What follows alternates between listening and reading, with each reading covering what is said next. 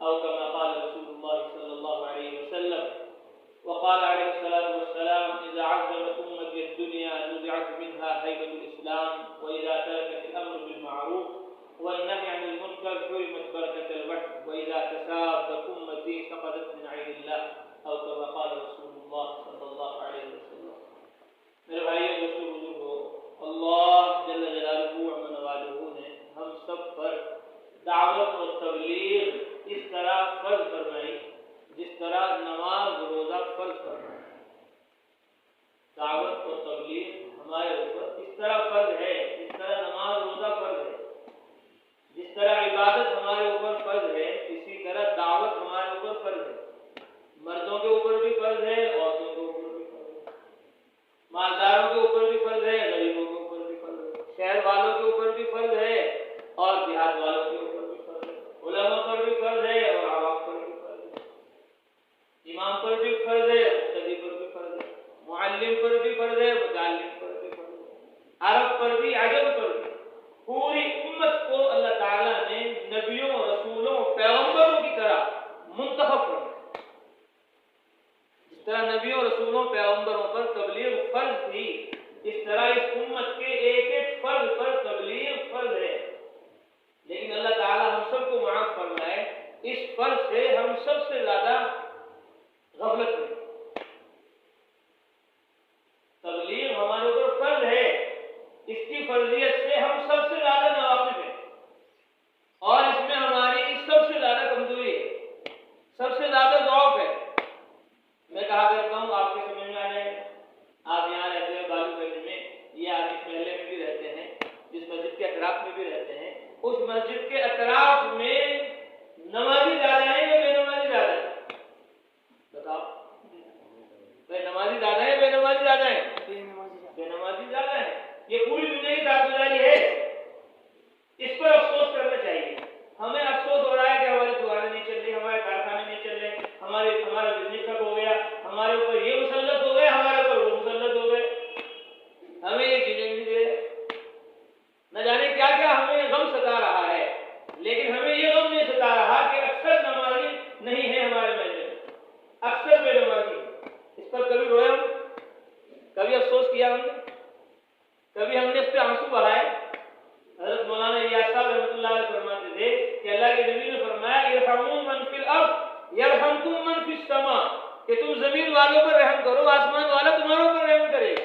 मल्ला यरहम ला युरहम, जो रहम नहीं करता उस पर रहम नहीं किया जाता। फरमाते थे, अफसोस सर अफसोस, हमने इन दोनों हदीसों को दुनियावी रहम के साथ खास कर लिया।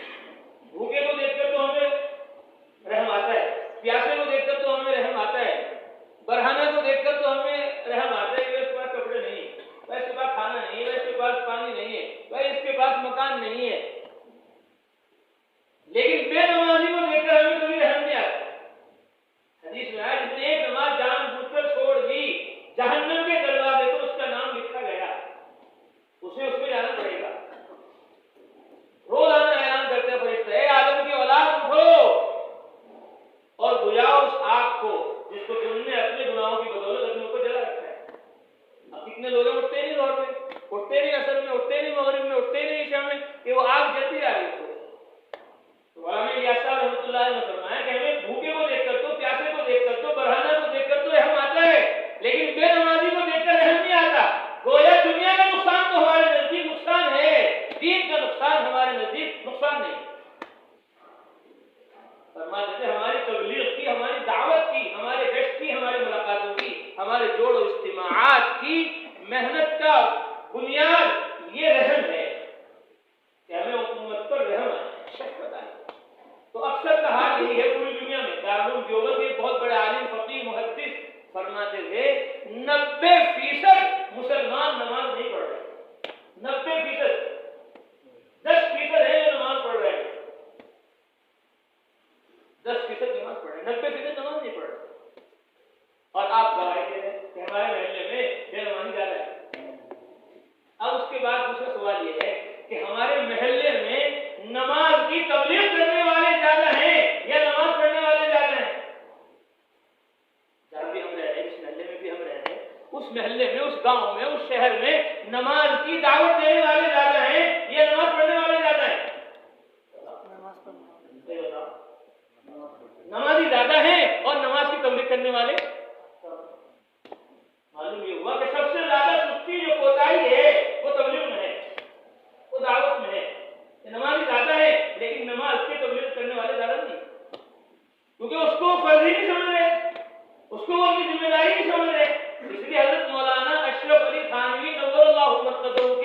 मवाइज मकातीब पढ़ेंगे तो हमारी आंखें खुलेंगी। फरमाते थे मुझे शिकायत नमाजियों से है, मुझे शिकायत किससे है? नमाजियों से है। जितना जरूरी वो नमाज को समझ रहे उतना जरूरी वो तबलीग को भी समझ रहे कि नहीं समझ रहे। अगर उनकी पहली सब छूट जाती है, पहली रकात छूट जाती है, तकबीर उन्हें छूट जाती है तो उन्हें अफसोस होता है, लेकिन तबलीग के छूटने पर उन्हें अफसोस नहीं होता है। तबलीग के छूटने पर, दावत के छूटने पर अफसोस नहीं होता, क्योंकि हमने तबलीग को, दावत को अल्लाह का अमर नहीं समझा, अल्लाह का हुक्म नहीं समझा। हज़रत मौलाना यासिर रहमतुल्लाह अलैह फरमाते थे तबलीग अल्लाह का महा अमर है, तबलीग अल्लाह का महा हुक्म है, सारे अहकाम इसी से जिंदा हो। हम सोचते हैं कि तबलीग जो है ये जमात वालों का काम है, तबलीग जो है उलमा का काम है, बुजुर्गों का काम है, हमने तो नमाज पढ़ ली यही बहुत है। तो ये का काम, दावत का काम, ये तो बहुत बड़े बुजुर्गों का काम है, अल्लाह वालों का काम है, पीरों का काम है, शेखों का काम है। हज़रत थानवी रहमतुल्लाह अलैह फरमाते हैं कि जब तुमने तबलीग को, दावत को पीरों के जिम्मे समझ लिया, बुजुर्गों के जिम्मे समझ लिया, उलमा के जिम्मे समझ लिया कि वो करेंगे तबलीग, वो देंगे दावत, कि फिर अपनी नमाज रोजे को उनके जिम्मे कर देगा कोई बालूगंज में, शिमला में कर देगा कोई, लेकिन उसके साथ आप ही पढ़ लो हमारे तरफ से नमाज, हज़रत जी आप ही रख लो हमारे तरफ से रोजे, जी कह दोगे। इस तरह तुम अपनी नमाज रोजे को बुजुर्गों के, उलमा के हवाले नहीं करते कि आप हमारी तरफ से नमाज पढ़ लो, आप हमारी तरफ से रोजे रख लो, तो तबलीग को, दावत को उनके हवाले क्यों करते हैं? जिस तरह नमाज हमें ही पढ़नी पड़ेगी, रोजा हमें ही रखना पड़ेगा, हज हमें ही करना पड़ेगा, ज़कात हमें ही देनी पड़ेगी, मस्जिद को आबाद हमें ही करना पड़ेगा, ऐसे ही तबलीग और दावत भी हमें ही देनी पड़ेगी। ये फर्ज है हमारे ऊपर। और वो तो हज़रत थानवी थे, हकीम उम्मत थे, वो तो एक बात की पूरी तफसील फरमाते थे कि हम नमाज को अल्लाह का हुक्म समझते हैं। क्यों? क्योंकि कुरान में आया अक़ीमुस सलाह, नमाज कायम करो। कुरान में आया वातु ज़कात, ज़कात अदा करो, हम ज़कात को अल्लाह का हुक्म समझते हैं। कुरान में अल्लाह ने कहा अक़ीमुस सलाह वातु ज़कात, नमाज कायम करो और ज़कात अदा करो। हम रोजे को अल्लाह का अम्र समझते हैं, अल्लाह का हुक्म समझते हैं। अल्लाह फरमाते हैं या अय्युहल्लज़ीना आमनू कुतिबा अलैकुमुस सियाम, ईमान वालों तुम्हारे ऊपर रोजे फर्ज किए गए हैं, रोजे रखो। कुरान में अल्लाह फरमा रहे हैं वलिल्लाहि अलन्नासि हिज्जुल बैत मन इस्तताअ इलैहि सबीला व अतिम्मुल हज्ज वल उम्रता लिल्लाह, कि हम समझते हैं हज अल्लाह का हुक्म है, उम्रा अल्लाह का हुक्म है, अल्लाह ने कुरान में फरमाया। तो नमाज को अल्लाह का हुक्म समझते हैं, रोजे को अल्लाह का हुक्म समझते हैं, हज को, ज़कात को अल्लाह का हुक्म समझते हैं। उज़्कुरुल्लाह ज़िक्रन कसीरा, अल्लाह फरमाते हैं ईमान वालों अल्लाह ताला का जिक्र करो, इसको अल्लाह का हुक्म समझते हैं। कुरान में अल्लाह फरमाते हैं उतलू मा उहिया इलैका मिनल किताब, किताबुल्लाह की तिलावत करो, इसको अल्लाह का अमर, अल्लाह का हुक्म समझते हैं। ये अल्लाह के अवामिर है, अल्लाह के अहकामात हैं। फरमाया जिस तरह नमाज, रोजा, हज, ज़कात अल्लाह का हुक्म है, ऐसे ही तबलीग और दावत भी अल्लाह का हुक्म है। और ये नहीं कि नमाज को अल्लाह ने कहीं बयान किया और तबलीग को कहीं बयान किया। हज़रत खुद फरमाते हैं कि नमाज को, तबलीग को अल्लाह ने साथ साथ बयान किया। अक़ीमुस सलाह, नमाज कायम कर, नमाज पढ़, नमाज कायम कर। ये नहीं कि जोड़ हो रहा है चलो भाई बालूगंज में, जुमा हो रहा है चलो भाई जामा मस्जिद में, फिर रमजान आ गया, शब बरात आ गई, शब कदर आ गई है, चलो भाई ईद आ गई, बकरीद आ गई, इज्तिमा हो गया, जलसा हो गया, नमाज पढ़ो। नहीं, अक़ीमुस सलाह, नमाज कायम करो, फजर पढ़ो, असर पढ़ो, मगरिब पढ़ो, इशा पढ़ो, तहज्जुद पढ़ो, इशराक पढ़ो, अवाबीन पढ़ो, सलातुत तौबा पढ़ो, तहियतुल वुजू, तहियतुल मस्जिद पढ़ो, सलातुल शुक्र पढ़ो। ये सारी नमाज़ें तुम्हें पढ़नी है। इसीलिए मैं कहता हूँ हमारे घरों के अंदर माहौल होना चाहिए नवाफिल का, तहज्जुद का एहतमाम होना चाहिए, हमारे घर में इशराक का एहतमाम होना चाहिए, हमारे घर में चाश का एहतमाम होना चाहिए, हमारे घर में अवाबीन का एहतमाम होना चाहिए। अल्लाह के नबी ने फरमाया अपने घरों को कब्रिस्तान न बनाओ, जिस तरह महलों में मस्जिद बनाना है इस तरह अपने घरों में भी मस्जिद बनाना है, अपने घरों के अंदर भी मस्जिद बनाओ। और हज़रत थानवी रहमतुल्लाह अलैह की बात याद आई, फरमाते थे और उलमा ने लिखा, रिवायत के अंदर आया कि ईमान पर खात्मा हो जाए, कलमे पर हमारी मौत हो जाए और घरों में ये लड़ाई हो रही, झगड़े हो रहे, फितने हो रहे, फसाद हो रहे, कोई घर है जिसके अंदर लड़ाई नहीं, झगड़े नहीं, भाई भाई से नहीं बोल रहा, बहन से नहीं बोल रहा, रिश्तेदारियां खत्म हो रही, झगड़े हो रहे, इख्तिलाफात हो रहे, कि तुम्हारे घर के इख्तिलाफात खत्म हो जाए और तुम्हारा खात्मा ईमान पर हो जाए, तो फजर की सुन्नतें घर में पढ़ो। ये जो घर में फजर की सुन्नतें पढ़ेगा उसका खात्मा ईमान पर होगा, उसकी मौत करने पर होगी और उसके घर के अंदर से इख्तिलाफात, लड़ाई झगड़े खत्म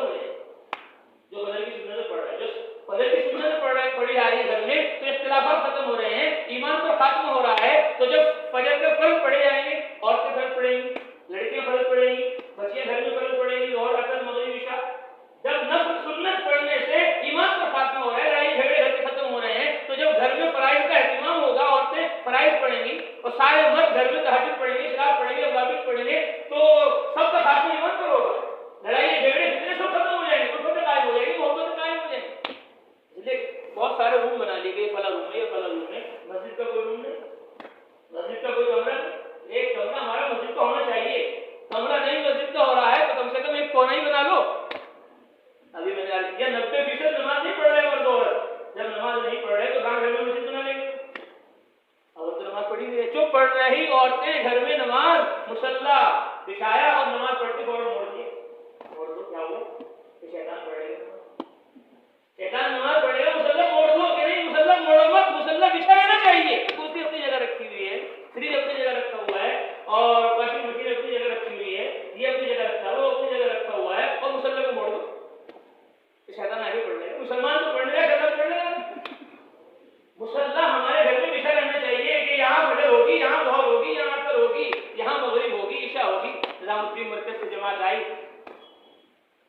बहुत बड़ा हमारा बुजुर्ग आए और निजामी हमारे घर की मस्जिद है, बहुत खुश हुए, मैंने माशाअल्लाह घर में इसी में एहतिकाफ करें औरतें, इसी में रोजाना घर की तालीम होनी चाहिए। घर के अंदर एक मस्जिद बनाओ, मस्जिद नहीं बनाए तो एक मुसल्ला बिछा दो, वो मुसल्ला बिछा रहना चाहिए ताकि पता चले बच्चे को, पता चले बच्चे को कि ये हमारी मस्जिद है, यहाँ हमारी घर की तालीम होगी, यहाँ हमारी सलात होगी, यहाँ हमारी अवाबीन होगी, यहाँ हमारी चाट होगी, यहाँ हमारी तहज्जुद होगी, यहाँ सलात तस्बीह पढ़ी जाएगी। तो जब घरों में नवाफिल का एहतमाम होगा तो फिर हो नहीं सकता कि ज़ोहर छूट जाए, असर छूट जाए, मगरिब छूट जाए, इशा छूट जाए। रमजान आता है, मर्द भी रोजे नहीं रख रहे, औरतें भी रोजे नहीं रख रहे, नौजवान लड़के रोजे नहीं रख रहे, क्योंकि रोजों का एहतमाम नहीं।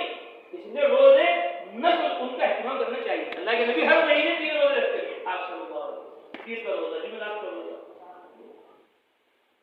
मुहर्रम के रोजे। अल्लाह के नबी ने फरमाया, अभी मुहर्रम चल रहा है, मन साम यौमन मिनल मुहर्रम फलहू बिकुल्लि यौमिन 30 यौमन, कि जो मुहर्रम का एक रोजा रखेगा अल्लाह ताला उसको 30 रोजे रखने का सवाब अता करेगा। 30 रोजे रख लो तो 30 महीने का सवाब अल्लाह ताला अता करेगा। बताओ किसे पता है कौन रख रहा है? 30 नहीं रख सकते, 3 ही रख लो, 9, 10, 11 रख लो, ज़ुल्हिज्जा में 9 रोजे रख लो तो अल्लाह तबारक व तआला 18,000 लोगों का सवाब अता करेगा। साहबा फरमाते हैं कि हम ज़ुल्हिज्जा के पहले 10 दिनों को हर एक दिन को 1000 दिन के बराबर शुमार करते थे, और 9 ज़ुल्हिज्जा को 10,000 दिनों के बराबर शुमार करते थे। और एक रिवायत में है ज़ुल्हिज्जा का एक रोजा 1 साल के रोजों के बराबर है। तो जिसने 9 रोजे रख लिए तो 18,000 लोगों को सवाब मिल गया। 8 रोजे ये 8,000 और 10,000 के हो गए 9 ज़ुल्हिज्जा। ज़ुल्हिज्जा के रोजे रखो, मुहर्रम के रोजे रखो, शाबान का रोजा रखो, हर महीने के 3 रोजे रखो। जब घर में नवाफिल रोजों का एहतमाम होगा, लड़की देखेगी, लड़का देखेगा, बच्ची देखेगी, बच्चे देखेगा, अम्मी रोजा रख रही है, अब्बा रोजा रख रहे हैं, मुहर्रम के और ज़ुल्हिज्जा के, शशईद के 6 रोजे रख लो, पूरे साल के रोजों का सवाब मिलेगा। शव्वाल के रोजे रखो इसके बाद।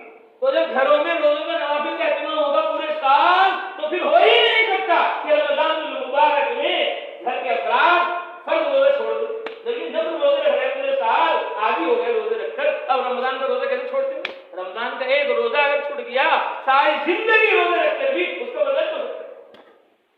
और आज मुसलमान रोजा नहीं रखते, आज मुसलमान रोजे नहीं रखते। पहले हमने बहुत सुना, हज़रत मौलाना उमर साहब बारापूरी रहमतुल्लाह अलैह फरमाते थे कि जमात गई एक इलाके में, रमजान का महीना है और वहाँ शादी हो रही, लोग खा रहे पी रहे। वो पहले तो जमातें थी, उनको इफ्तार खाए, गम खाए, फिक्र में कोई डर नहीं, कोई गम नहीं, जमात की चीजें निकल गई। रमजान का महीना लोग खाना खाए, रो रहे, लोग जमात रो रहे, शादी वाले घबरा रहे, क्या बात है, आगे तुम भी खा लो। रमजान उनसे कहा नहीं जा रहा है कि रमजान में रोजे पड़ रहे हैं, भूख रहे हैं, प्यासे रहे हैं, अल्लाह के लिए तुम खा रहे पी रहे रमजान। तो गाँव वाले थे, उन्होंने कहा रमजान की फिक्र करो, तुम तो खा लो पहले, रमजान तुम्हारा दोस्त है, वो आएगा वो भी खा लेगा, ना कोई साथी पीछे रह गया इनका कि वो भूखा रह जाएगा, उसकी फिक्र करो, तुम खा लो पहले, रमजान आएगा वो भी खा लेगा। ये तो हमने सुना था बयानों में पहले। तो हज़रत ने फरमाया ये जमात है, रमजान महीना है, रमजान तो कोई महीना नहीं है, यहाँ तो जनवरी है, फरवरी है, रमजान तो कोई महीना नहीं। फिर उन्होंने महीने की बात मुहर्रम सफर ही 4 के महीने हैं, जैसे अंग्रेजी के महीने, हिंदी के महीने हैं, मौलाना हिंदी के महीने की बात थे, फला महीने, ये महीने है यहाँ तो, ये महीने है यहाँ तो, रमजान तो कोई महीना नहीं। फिर जमात ने तफसील से बताया, तो हमने सुना था उनसे, लेकिन हमारी जमात कई साल पहले गई यहाँ पंजाब में, हम गए देश में, सबसे पहले हमने कहा भाई चलो बात हो रही है बाबा में, तो कहा मैं अभी चाय पी रहा हूँ, आज तुम भी चाय पियो। रमजान में सलमान कह रहा है, ईमान वाला कह रहा है, वो भी चाय पीनी है, अभी मैं नहीं आ सकता अभी आपके घर देश में मस्जिद में, और आज तुम भी चाय पियो। साथी को हमने भेजा बगैर रहबरों की सुबह मुलाकातों में, तो लोग मुसलमान दूध लाने पिलाए, ये हालत है मुसलमानों की, ईमान वालों की। क्योंकि हमने रोजे को लेकर फिरना छोड़ दिया, नमाज को लेकर फिरना छोड़ दिया, दावत को तबलीग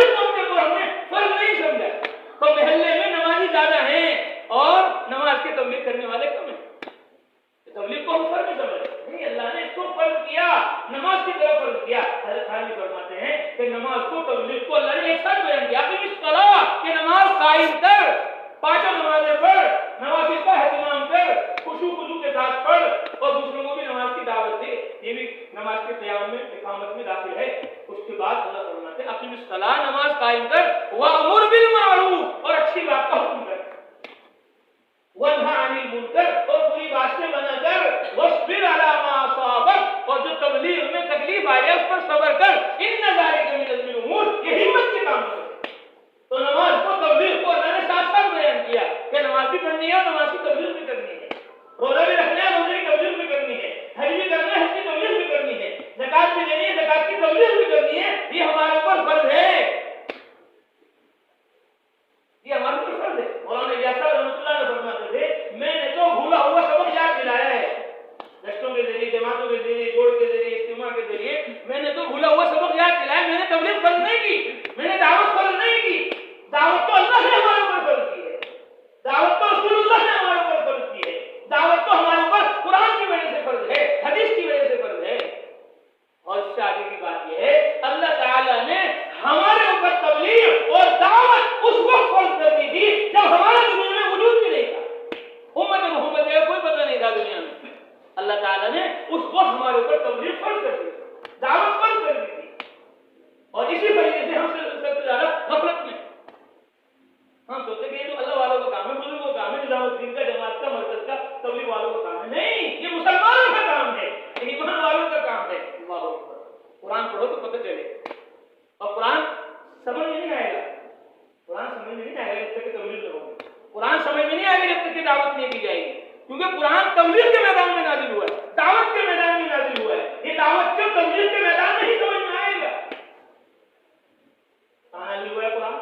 तबलीग के मैदान में नाजिल हुआ है, दावत के मैदान में नाजिल हुआ है, दावत के लिए नाजिल हुआ है, तबलीग के लिए नाजिल हुआ है। या अय्युहर रसूल बल्लिग मा उनज़िला इलैका मिन रब्बिक, ए रसूल तबलीग करो उस किताब की, उस कुरान की जो आपकी तरफ आपके रब की जानिब से नाजिल हुआ है। व इन लम तफअल, अगर आपने तबलीग न की, फमा बल्लगत रिसालतह, आपने पैगाम पहुंचाया नहीं।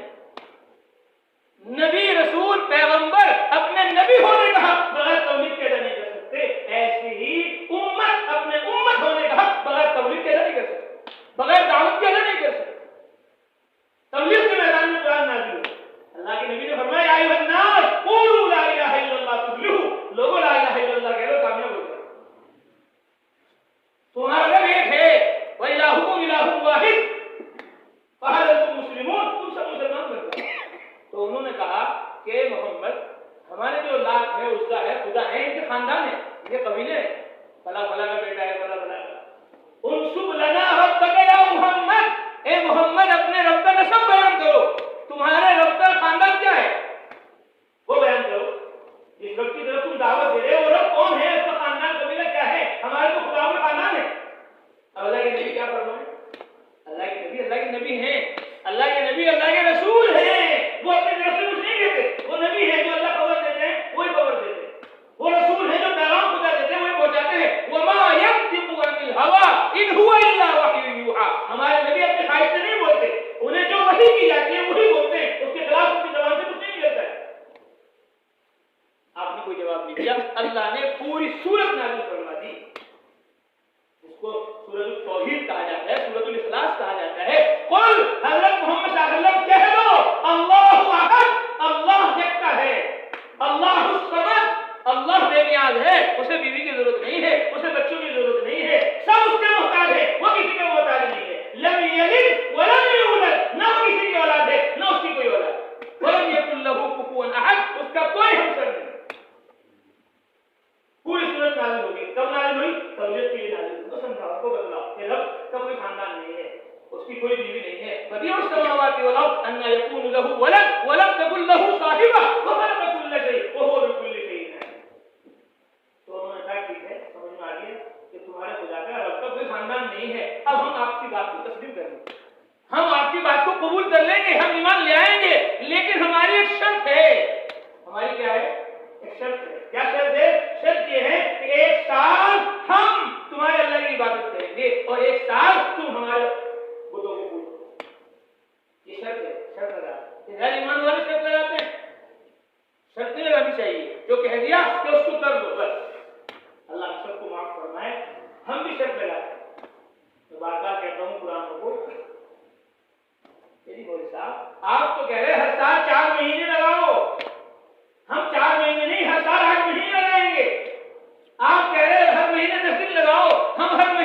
दिन नहीं, हम हर महीने 20 दिन लगाएंगे। आप कह रहे रोजाना 8 घंटे लगाओ, तबलीग में, दावत में, मस्जिद को आबाद करने में हम 8 नहीं 16 घंटे लगाएंगे। बस एक बात है हमारी, क्या है कि अल्लाह से दुआ कर दो आसमान से नोटों की बारिश हो जाए, आसमान से नोटों की बारिश हो जाए, जमीन से सोना चांदी आ जाए, फिर हम तबलीग करेंगे, फिर हम दावत देंगे, हम कारून बन जाए, शैतान बन जाए, हामान बन जाए, हम मालदार बन जाएं, फिर हम तबलीग करेंगे, फिर हम दावत देंगे। हजरत मौलाना यूसुफ साहब रहमतुल्लाह अलैह फरमाते थे, काम करो नबियों का और जिंदगी चाहो बनियों की। कि काम नबियों का है तो बनियों की जिंदगी से नहीं होगा, ये तो नबियों के मुजाहिदों से होगा, नबियों की कुर्बानियों से होगा। वहां माल नहीं चाहा गया, वहां दौलत नहीं चाहिए गई, वहां असबाब नहीं चाहे गए, वहां चीजें नहीं चाहिए गई। कि कोई शर्त नहीं है कि हम तो अल्लाह तेरे बंदे हैं, हम हर हाल में तुझे राजी करेंगे, हम हर हाल में तुझे खुश करेंगे। उन्होंने कहा एक साल तुम हमारे बुतों को पूजो और एक साल हम तुम्हारे अल्लाह की इबादत करें। अब अल्लाह के नबी क्या कहें? अल्लाह के नबी खामोश है। अल्लाह ने पूरी सूरत नाजिल फरमा दी, फरमाया कुल या अय्युहल काफिरून, हजरत मोहम्मद सल्लल्लाहु अलैहि वसल्लम कह दो ओ नाफरमानो, ला अअबुदु मा ताबुदून, जिनको तुम पूछते हो उनकी भी इबादत करने वाले नहीं। तुम्हारा रास्ता और है, हमारा रास्ता और है। कुफ्र और शिर्क, इस्लाम और कुफ्र एक जगह जमा नहीं हो सकते। लकुम दीनुकुम वलिय दीन, ये तो मैंने मिसाल दी, वरना पूरा कुरान इसी तरह नाजिल हुआ है। कोई बात आई फौरन आयत नाजिल हो गई, कोई बात आई फौरन आयत नाजिल हो गई। रसूलुल्लाह सल्लल्लाहु अलैहि वसल्लम की हिम्मत बढ़ गई, हौसला बढ़ गई। हमारा भी हिम्मत बढ़ना चाहिए, हौसला बढ़ना चाहिए। ये जमात आई है निजामुद्दीन से आपके यहाँ, इसमें कौन है? मुफ्ती साहब है, जिन्होंने 20 साल मदरसे में पढ़ा और फिर एक साल तबलीग में लगाया, फिर दूसरा साल तबलीग में लगाया, अब ये कह रहे तीसरे साल के लिए फिर तैयार हुए। तो ये उलमा होकर, मुफ्तियान कराम होकर पूरा कुरान, पूरी हदीस हासिल करने के बावजूद 1 साल के लिए तैयार है, 2 साल के लिए तैयार है, 3 साल के लिए तैयार है, और हम 3 चीजें लगाने को तैयार नहीं। ये अपनी मस्जिद की तरतीब बना के जा रहे हैं, मदरसे की तरतीब बना के जा रहे हैं, और हम खेत की दुकान की तरतीब नहीं बना सकते। तो ये जमात आगे है निजामुद्दीन से, इससे हमारा हौसला बढ़ना चाहिए। इमाम राजी रहमतुल्लाह अलैह फरमाया कि हज़रत मूसा अलैहि सलाम पर कुरान पूरा नाजिल हो, तौरात पूरी नाजिल हुई, और कुरान आप सल्लल्लाहु अलैहि वसल्लम पे थोड़ा थोड़ा नाजिल हुआ। क्यों? ताकि आप सल्लल्लाहु अलैहि वसल्लम की हिम्मत बढ़ जाए।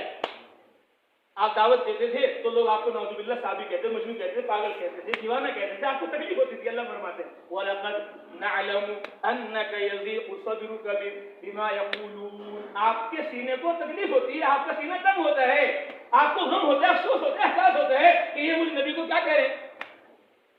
वह कुरान नाजिल होता था तो अल्लाह के नबी को तसल्ली होती, यासीन वल कुरानिल हकीम, कसम है कुरान हकीम की, इन्नका लमिनल मुरसलीन, आप पैगंबरों में से हैं। ये मजनू कह रहे हैं, दीवाना कह रहे हैं, पागल कह रहे हैं, साबी बदबीर कह रहे हैं, और अल्लाह रब्बुल आलमीन कह रहा है इन्नका लमिनल मुरसलीन अला सिरातिल मुस्तकीम, आप सीधे रास्ते पर हो। इनके कहने से कुछ नहीं होता। जब हम कह रहे हैं रब्बुल आलमीन हकीमुल हकीम कह रहा है आप रसूल हो, तो इनकी बातों में नहीं आइए आप, तो आपको तसल्ली होती थी। तो इमाम राजी ने फरमाया जब आयत आती थी तो आपकी हिम्मत बढ़ जाती थी। तो हम मदरसे में पढ़ते थे बचपन में, तो हम गश्त करते थे, मुलाकातें करते थे, तलबा की तशकीरें करते थे, तो हमें पता नहीं क्या क्या सुनने को मिलता था, तो हम मायूस हो जाते थे। इतने में जमात आती थी दारुल उलूम देवबंद से, तो भाई कौन है कि ये माशाअल्लाह तखस्सुस की हदीस पढ़ रहे हैं, ये क्या पढ़ रहे हैं, इसका पढ़ रहे हैं, ये क्या पढ़ रहे हैं, दौर हदीस पढ़ रहे हैं, और माशाअल्लाह आला नंबर से पास आ रहे हैं। अब वो जुमेरात को आए हमारे मदरसे में, तो उनको देखकर हमारे अंदर हिम्मत बढ़ जाती है, हौसला बढ़ जाता है। हम तो पहली किताब पढ़ रहे थे, फारसी पढ़ रहे थे, अरबी अव्वल पढ़ रहे थे, हमें तो कुछ पता नहीं था तफसीर का और हदीस का, लेकिन जब हम उनको देखते थे कि इतने बड़े बड़े तलबा, इतनी बड़ी बड़ी किताबें पढ़ने वाले, और ये गश्त कर रहे हैं, मुलाकातें कर रहे हैं, हमारी मिलते खुशामद करके कह रहे हैं 24 घंटे लगा लो, सेरोजा लगा लो, चिल्ला लगा लो, तो हमारी हिम्मत बढ़ जाती थी। तो हमें ये बात समझ में आ गई कि जब हमारी हिम्मत बढ़ रही है इन बड़े बड़े तलबा को देखते छोटे तलबा की, तो रसूलुल्लाह सल्लल्लाहु अलैहि वसल्लम की कितनी हिम्मत बढ़ती होगी जिब्रील अलैहिस्सलाम को आता हुआ देखकर, अल्लाह के कलाम लेकर, अल्लाह का कुरान लेकर। एकदम पूरा कुरान नाजिल नहीं हुआ, मौका व मौका नाजिल होता रहा ताकि आपकी हिम्मत बढ़ती रहे। अल्लाह फरमाते हैं वकुल्लन नक़ुस्सु अलैका मिन अंबाइर रुसुल मा नुसब्बितु बिही फुआदक, रसूलों की कारगुजारी हम आपको इसलिए सुना रहे हैं ताकि आपका दिल मजबूत हो जाए, आपका दिल क्या हो जाए, मजबूत हो जाए। तो हमारे हौसले अफजाई बढ़ने चाहिए कि उलमा 1-1 साल लगा रहे, 2-2 साल लगा रहे, 3-3 साल लगा रहे हैं, मुल्कों में खबरें बन रही है। अभी एक जमात 1 दूसरे साल की नाइजीरिया में एक मौलाना का इंतकाल हो गया, वो इनकी खबर बनी, साल लगाने के लिए मुल्कों में खबरें बन रही है, उलमा की मुल्कों में खबरें बन रही है, हुफ्फाज की मुल्कों में खबरें बन रही है, दिन का काम करने वालों की, ईमान और अमल की मेहनत करने वालों की। तो कुरान में जगह जगह अल्लाह ताला ने आयत नाज़िल कर मोहम्मद सल्लल्लाहु अलैहि वसल्लम को समझाया। अब आपको ये कहना है, इसलिए मैं कहता हूँ कुरान में कितने पुल हैं? कितने पुल हैं? बोलो भाई। 4 पुल हैं। कितने पुल हैं? 4 पुल हैं। जिससे भी पूछोगे ये कह रहे 4 पुल हैं। अभी हमारी जमात थी वहाँ सऊदीया में, मक्का में, मदीना में, दम्माम में। हमने कहा कितने पुल हैं? हमने कहा 4 पुल हैं। मैंने कहा 4 पुल नहीं है, कुरान में तकरीबन 200 पुल हैं। हमें तो 4 ही पता है।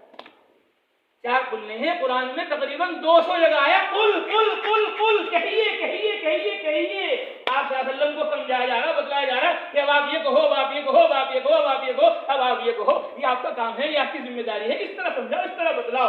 तो कुरान तबलीग के मैदान में नाजिल हुआ है, दावत के मैदान में नाजिल हुआ है। तो ये तबलीग के दावत के मैदान ही में समझ में आएगा। हम नहीं कह रहे, अल्लाह के नबी कह रहे हैं, इज़ा अज़्ज़मत उम्मती दुनिया नुज़िअत मिन्हा हैबतुल इस्लाम। जब मेरी उम्मत दुनिया को बड़ी चीज समझने लगेगी, काबिल वक़्त समझने लगेगी, हाय पैसा चाहे हो जैसा, इसी की फिक्र होगी। फिक्र दुनिया तुझको सुबह शाम है, फिक्र दुनिया तुझको सुबह शाम है, उससे गाफिल है जो असली काम है। अभी हमारे दोस्त मिले यहाँ जुम्मे में गंगो के। मैंने कहा कितने साल हो गए तुम्हें यहाँ? मैंने कहा 15 साल हो गए। गंगो से आए हुए यहाँ काम कर रहे। मैंने कहा तुम्हें 15 साल तबलीग में लगाना, जब तुमने 15 साल यहाँ दुनिया के लिए लगा दिए, अब 15 साल तुम्हें तबलीग में लगाने पड़ेंगे। और हम तो अपने महल्ले वालों से कहते रहते हैं, माशाल्लाह बहुत सारे साथी आए हैं हमारे महल्ले के, यहाँ बैठे हुए हैं। हम तो वहां भी इनसे कहते हैं, यहाँ भी कहते हैं कि सबसे ज्यादा पूछ इनकी होगी कि तुम दुनिया के लिए गए हिमाचल, तुम दुनिया के लिए गए देहरादून, तुम दुनिया के लिए गए बंबई, तुम दुनिया के लिए गए कलकत्ता, तुम दुनिया के लिए गए अफगानिस्तान, तुम दुनिया कोई। अभी हमारा 8 मुल्कों में सफर हुआ, मक्का मुकर्रमा में, मदीना मुनव्वरा में, बहरीन में, लबनान में, उर्दू में, और मिस्र में, और दुबई में, और तंजानिया अफ्रीका में। कोई मुल्क हमें ऐसा नहीं मिला जिस मुल्क में दूसरे मुल्क के लोग। हिंदुस्तान के किसी शोबे में चले जाओ, किसी सूबे में चले जाओ, हर सूबे में आपको दूसरे सूबे के लोग मिल जाए। क्यों? जब दुनिया के लिए इतने सफर हो रहे हैं, इतनी कुर्बानी दी जा रही है, तो दीन के लिए कौन कुर्बानी देगा? दावत के लिए कौन कुर्बानी देगा? इस्लाम के लिए कौन कुर्बानी देगा? तो जो वहां है मकाम में, महल्ले में, शायद उनसे तो कुछ कम हो कि वो तो कहीं गए नहीं बेचारे, वहीं खाते रहे, कमाते रहे। और हम मुल्कों में गए, इलाकों में गए, सूबों में गए। अल्लाह हमसे पूछेगा कि तुम दुनिया के लिए, काम कारोबार के लिए सूबों में गए, मुल्कों में गए, इलाकों में गए, इलाकों में गए। जब हम जा रहे थे दूसरे साल में, अभी तो हमने दिल्ली में काम किया हमारी जमात ने, तो वहां जाकर हमने देखा कि दिल्ली वालों की नहीं, ये इलाका आसाम वालों का, ये बंगाल वालों का है, ये मुजफ्फरनगर वालों का, ये सहारनपुर वालों का है, ये अम्बेटा वालों का, ये गंगो वालों का है, हर जगह ये बिजनौर वालों का है। तो दिल्ली एक जगह की नहीं, पूरा हिंदुस्तान वहां जमा है दुनिया के लिए। और दीन के लिए, दावत के लिए, तबलीग के लिए, अल्लाह के कलमे के लिए सारे आलम में जाना तो दूर की बात है। अभी मैंने अर्ज किया, अपने पड़ोसी को भी नमाज की दावत देने को तैयार है। गश्त करना तो दूर की बात है, मुलाकातें करना तो दूर की बात है, चिल्ला चार महीने तो दूर की बात है, नमाज के लिए कहने को भी तैयार नहीं है। सबसे ज्यादा कमजोरी तबलीग में है, दावत में है, अल्लाह के कलमे को बुलंद करने में है। इसलिए हम गफलतों से निकले और पूरी इंसानियत को गफलतों से निकालें, ये अल्लाह ने हमारे ऊपर फर्ज किया है। अल्लाह के नबी फरमाते हैं, वइज़ा तरकतिल अम्र बिल मारूफ वन नही अनिल मुनकर, जब मेरी उम्मत अच्छी बातों का हुक्म करना छोड़ देगी और बुरी बातों से रोकना छोड़ देगी, हुरिमत बरकतुल वही, तो ये वही की बरकत से महरूम हो जाएगी, कुरान समझने से महरूम हो जाएगी। कुरान समझ में नहीं आएगा, कुरान तो मेहनत से समझ में आएगा, मुजाहिद से समझ में आएगा, कुर्बानी से समझ में आएगा, नक़ल हरकत से समझ में आएगा, चल फिरत से समझ में आएगा। अल्लाह फरमाता है, इन्नल लज़ी फरज़ा अलैकल कुरान लरातुका इला मआद, वो ज़ात अल्लाह की जिसने आप पर कुरान की तबलीग फर्ज की है, वो ज़ात अल्लाह की जिसने आप पर कुरान की तालीम फर्ज की है, वो ज़ात अल्लाह की जिसने आप पर कुरान की तामील फर्ज की है। तो जिस तरह तबलीग कुरान की आशा सल्लम पर फर्ज थी, इस तरह हमारे ऊपर फर्ज है। अब्दुल्लाह इब्न अब्बास फरमाते हैं, कुछ कुरान मक्के में नाजिल हुआ, कुछ कुरान मदीने में नाजिल हुआ, कुछ आयतें मक्के में नाजिल हुई, कुछ मदीने में नाजिल हुई, कुछ सूरतें मक्के में नाजिल हुई, कुछ मदीने में नाजिल हुई। हम जानते हैं ये मक्की सूरत है, ये मदनी सूरत है, लेकिन ये आयतें मुबारका न मक्के में नाजिल हुई न मदीने में नाजिल हुई। इन्नल लज़ी फरज़ा अलैकल कुरान, ये आयत मक्का और मदीना के बीच में नाजिल हुई, न मक्का था न मदीना था, जहफा एक जगह है। रसूलुल्लाह सल्लल्लाहु अलैहि वसल्लम बनफ्से नफीस मक्कातुल मुकर्रमा से ताइफ पैदल तशरीफ ले गए, क्यों गए? तबलीग के लिए। अल्लाह चाहते तो बुराक नाजिल कर देते, बुराक पर सवार होकर चले जाते। ये ताइफ वालों को यहाँ बुला लेते, क्या मुश्किल था? उलमा ने लिखा, हमने पढ़ा जलालैन शरीफ में कि ये जो इलाका है ताइफ का, ये बिल्कुल बंजर इलाका था, कोई सरसब्ज़ व शादाबी यहाँ नहीं थी। अल्लाह ने चाहा यहाँ सरसब्ज़ व शादाबी हो, तो फरमाया जिब्राइल जाओ यमन, और वहाँ एक इलाका है सरसब्ज़ व शादाब हरा भरा, उस इलाके को लेकर आए।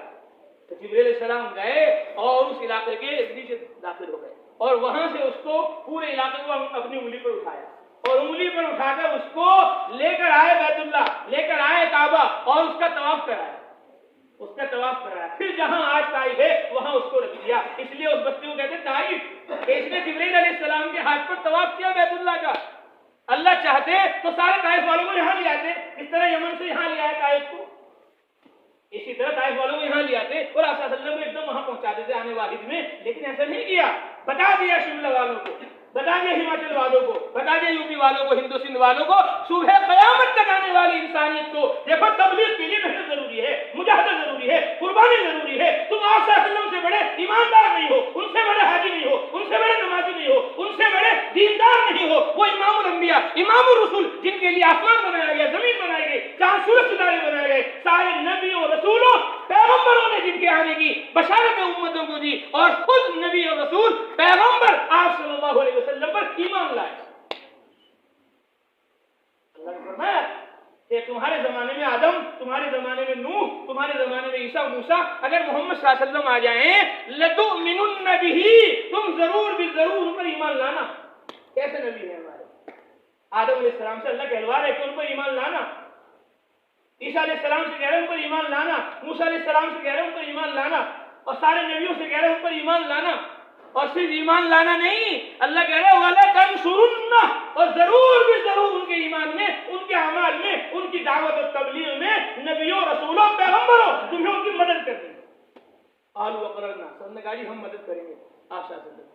हालांकि अल्लाह को पता है, अल्लाह को पता है जब आप शासन होंगे, ना मूसा होंगे, ना ईसा होंगे, ना आदम होंगे, ना नूह होंगे, कोई भी नबी नहीं होगा। जब आप शासन होंगे तो तन्हा नबी होंगे, तन्हा रसूल होंगे, तन्हा पैगंबर होंगे, कोई नबी नहीं होगा। अल्लाह फरमाते हैं वलौ शिअना लबअसना फी कुल्ली क़रियतिन नज़ीरा फला तुतिअल काफ़िरीन वजाहिदहुम बिही जिहादन कबीरा। हज़रत मोहम्मद सल्लल्लाहु अलैहि वसल्लम अगर हम चाहते तो हर बस्ती में नबी भेज देते। हर बस्ती में क्या भेजते? हर मुल्क में नहीं, हर सूबे में नहीं, हर बस्ती में नबी भेज देते। कितनी बस्ती है शिमला में भी आपने बताई थी, कितने गाँव हैं? पूरे इतराक में कितनी बस्तियां हैं? 13 बस्तियां। तो 13 नबी कहाँ होते? शिमला के इतराक में होते। पूरे हिमाचल में कितने गांव हैं? पूरे यूपी में कितने गांव हैं? पूरे मुल्क में कितने गांव हैं? कितनी बस्तियां हैं? अल्लाह कहते हैं वलौ शिअना लबअसना फी कुल्ली क़रियतिन नज़ीरा। मोहम्मद अगर हम चाहते तो हर बस्ती में नबी भेज देते। अल्लाह के लिए क्या मुश्किल है? कोई मिन शैइन इल्ला इंदना खज़ाइनु, हर चीज के खजाने हैं। जहां 1.25 लाख नबी भेजे, 2 करोड़ नबी और भेज देते अल्लाह ताला, 5 करोड़ और भेज देते। अल्लाह के लिए क्या मुश्किल है? लेकिन अल्लाह ने हर बस्ती में नबी नहीं भेजा, हर बस्ती में रसूल नहीं भेजा, हर बस्ती में पैगंबर नहीं भेजा। क्यों? ताकि सारे बस्तियों और सारे इलाकों की तरफ तने तनहा आप रसूल हो, आप नबी हो, आप पैगंबर हो, ताकि सारे ईमान लाने वालों का सवाब आपको मिल जाए और आपका मकाम और मर्तबा सब नबियों से अफजल और आला हो जाए। आपके मकाम मर्तबे को बुलंद करने के लिए हमने तन्हा आपको पूरे आलम का नबी बनाया है। इसलिए इस नियामत की कदर ये है फला तुतिअल काफिरीन, आप नाफरमानों की बात मत मानना। नाफरमान चाहेंगे तबलीग ना हो, दावत ना हो, अल्लाह के कलमे को ना फैलाया जाए, ना पहुंचाया जाए, आप इनकी बात मत मानना। वजाहिदहुम बिही जिहादन कबीरा, आप कुरान मुक़द्दस के जरिए इनसे बड़ा जिहाद कीजिए। अल्लामा राज़ी फरमाते हैं कि अगर अल्लाह हर बस्ती में नबी भेज देते तो हर बस्ती पर मेहनत करना उस नबी की जिम्मेदारी होती। लेकिन अब हर बस्ती में नबी नहीं है, इसलिए फज्तमअत तिलकल मुजाहदात अला रसूलिल्लाह सल्लल्लाहु अलैहि वसल्लम, वो सारी दुनिया के गांवों देहातों की मेहनतें जमा हो गई हजरत मोहम्मद सल्लल्लाहु अलैहि वसल्लम के ऊपर। फतबुरा जिहादुहु, तो आपकी मेहनत सारे नबियों की मेहनत से बढ़ गई, सारे रसूलों पैगंबरों की मेहनत से बढ़ गई। अल्लाह तबारक व तआला ने ऐसे नबी, ऐसे रसूल, ऐसे पैगंबर बनाए कि नबियों को भी कहा गया कि उन पर ईमान लाना। हालांकि अल्लाह को पता था कि कोई नबी नहीं होगा उस वक्त में, फिर क्यों कहा? इसलिए कहते हैं उलमा से मिलो, उनकी खिदमत में जाओ, वो कुरान समझाएंगे तुम्हें, वो हदीस समझाएंगे तुम्हें, वो तफसीर समझाएंगे तुम्हें, उन्हें कुर्बानियां दी हैं, वो कुरान के हदीस के माहिर हैं, उनसे मिलो, वो बताएंगे। उलमा ने फरमाया बात ये है कि अल्लाह को मालूम था कि उस जमाने में कोई नबी नहीं होगा, इस जमाने में मोहम्मद सल्लल्लाहु अलैहि वसल्लम होंगे, फिर नबियों से क्यों कहलवाया कि उन पर ईमान लाना? इसलिए कहलवाया ताकि सारे नबियों को, रसूलों को, पैगंबरों को हजरत मोहम्मद मुस्तफा सल्लल्लाहु अलैहि वसल्लम पर ईमान लाने का सवाब मिल जाए। ईमान लाने का जैसे हम नियत करें, सारी दुनिया में जाओ, सारे आलम में जाओ। अब सारी दुनिया में जाना, सारे आलम में जाना आसान काम नहीं। कितने लोग ऐसे हैं जिन्होंने अभी पूरे शिमले की सारी गलियां नहीं देखी, सारे मोहल्ले नहीं देखे, सारे इलाके नहीं देखे, पूरे हिमाचल में नहीं घूमे, सारी दुनिया में कैसे घूमे? मुश्किल काम है। लेकिन इरादा कर लिया, नियत कर ली, तो अल्लाह ने सारे आलम में मेहनत करने का जो सवाब हमें ऐसा फरमाया। इसलिए नियतें करनी चाहिए, इरादे करने चाहिए, अज़ाइम करने चाहिए और कुर्बानियां देनी चाहिए। तो इमामुल अंबिया, जिन पर ईमान लाने की और जिनकी नुसरत करने की सारे नबियों को दावत दी, वो मोहम्मद सल्लल्लाहु अलैहि वसल्लम पैदल ताइफ गए। और हमें तुम्हें बताने के लिए, देखो दीन के लिए पैदल चलना है, दीन के लिए कुर्बानी देनी है, दीन के लिए जान माल लगाना है। पत्थर मारे मोहम्मद सल्लल्लाहु अलैहि वसल्लम के, जूते खून से रंगीन हो गए कि तुम्हारे नबी रसूल पैगंबर इतने मुजाहिदे करे, इतनी कुर्बानियां दे, खून बहाए। मौलाना इलियास साहब फरमाते थे, जो मकाम नबी ने, सहाबा ने खून बहाकर हासिल किए हैं, तुम घर में बैठे बैठे उनको हासिल करना चाहते हो? तो जहां उन्होंने खून बहाया है, तुम वहां खून नहीं बहा सकते, तो कम से कम वहां पसीना ही बहा दो। तुम कम से कम वहां पसीना ही बहा दो, तुम कम से कम वहां पसीना ही बहा दो। तो मोहम्मद सल्लल्लाहु अलैहि वसल्लम मक्कतुल मुकर्रमा से ताइफ पैदल गए, पैदल आए, और फिर मक्कतुल मुकर्रमा से मदीना मुनव्वरा हजरत मोहम्मद सल्लल्लाहु अलैहि वसल्लम 500 किलोमीटर दूर बिजनेस के लिए नहीं गए हमारी तरह के, हम यूपी से आए और हम फला जगह से आए, हम फला जगह से आए। नहीं, आपका निकलना वो दुनिया के लिए नहीं था, आपका निकलना वो दीन के लिए था, दावत के लिए था, सुन्नत के लिए था, शरीयत के लिए था, इबादत के लिए था, कुरान और हदीस के लिए था, अल्लाह को राजी करने के लिए था। आज वो निकलना हम भूल गए। खत्मों में जाना याद है, वलीमों में जाना याद है, अक़ीक़ों में जाना याद है, जी न जाने कहां कहां किस किस पार्टी में जाना हमें याद है, और हम मुल्कों के सफर, सूबों के सफर, इलाकों के सफर करने को तैयार हैं, लेकिन दावत का सफर हम भूल गए, तबलीग का सफर हम भूल गए, अल्लाह के कलमे को फैलाने पहुंचाने के लिए कुर्बानी देना हम भूल गए। तो मोहम्मद सल्लल्लाहु अलैहि वसल्लम मक्का से जा रहे थे मदीना।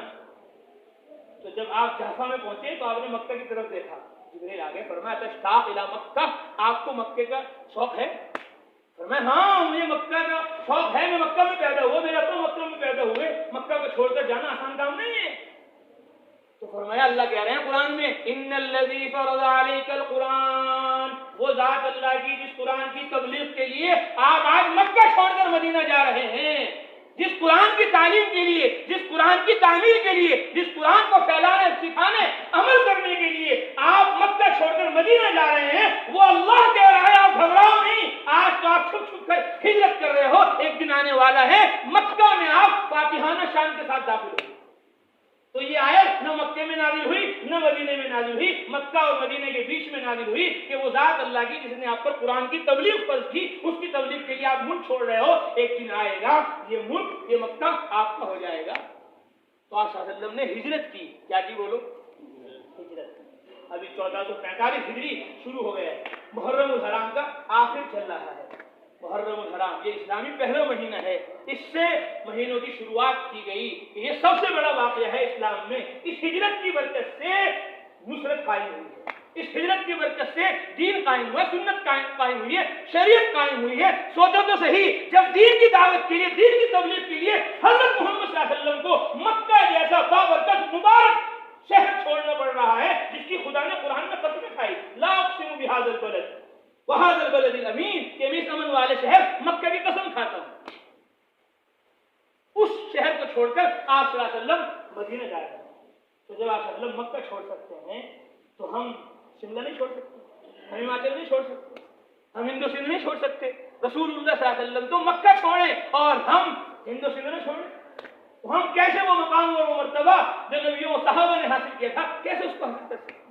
तो रसूलुल्लाह सल्लल्लाहु अलैहि वसल्लम मक्का से हिजरत फरमाकर मदीना गए। अब उस हिजरत की बरकत से अल्लाह ने नुसरत को कायम किया और 8 हिजरी में अल्लाह का वादा पूरा हो गया। अल्लाह ने कह दिया, इज़ा जाअ नसरुल्लाह, जब अल्लाह की मदद आ जाए, वल फतह, और मक्का फतह हो जाए, वराइतन नास, और आप देख लो लोगों को, यदखुलून फी दीनिल्लाह अफवाजा, अल्लाह के दीन में फौज दर फौज दाखिल हो रहे हैं। फसब्बिह बिहम्दि रब्बिका वस्तगफिर, आप अपने रब की हमद के साथ उसकी तस्बीह में लग जाइए, वस्तगफिरहु, उससे माफी मांगिए, इन्नहु कान तव्वाबा, वो बहुत माफ करने वाला है। तो आप सल्लल्लाहु अलैहि वसल्लम ने मक्का से मदीने में जाकर आराम नहीं किया, मक्का से मदीने में जाकर आप सल्लल्लाहु ने काम किया। और सन 1 हिजरी में हजरत मोहम्मद मुस्तफा सल्लल्लाहु अलैहि वसल्लम मक्का मुकर्रमा से एक मर्तबा राह खुदा में, मदीना मुनव्वरा से एक मर्तबा राह खुदा में, सन 2 हिजरी में 6 दफा राह खुदा में निकले, सन 3 हिजरी में 5 दफा राह खुदा में निकले, सन 4 हिजरी में 3 दफा राह खुदा में निकले, सन 5 हिजरी में 4 दफा राह खुदा में निकले, सन 6 हिजरी में 3 दफा राह खुदा में निकले, सन 7 हिजरी में 1 दफा राह खुदा में निकले, सन 8 हिजरी में 3 दफा राह खुदा में निकले, सन 9 हिजरी में 1 दफा राह खुदा में निकले।